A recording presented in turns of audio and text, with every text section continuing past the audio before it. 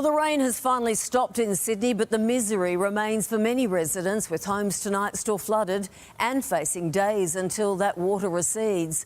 The Hawkesbury River peaked today at around midday, well above the level recorded in last year's devastating floods.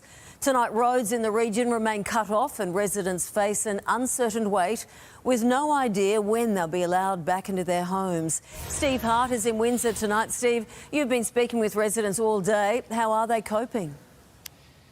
Yeah, good evening, Sandra. They're resilient out here, that's for sure. It was a really sleepless night for many of them.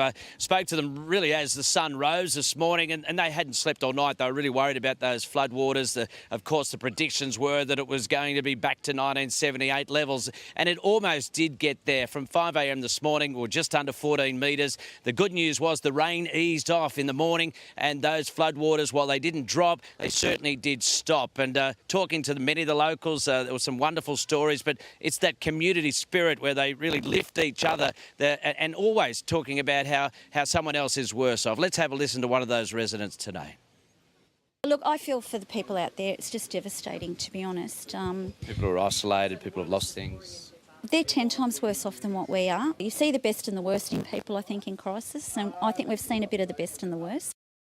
The other thing you do learn, Sandra, is that right now they've sort of got a bit of humour about it. They're talking about new water views and all of that sort of thing, but you get the feeling that at this point the reality is yet to sink in. It's still only 12 months since the last devastation came through here. They were better prepared this time around, that is for sure. They got things to higher ground, saved their animals and the rest of it. But now, of course, the clean-up begins. Sandra? Yes, the hard road is ahead. Thank you, Steve.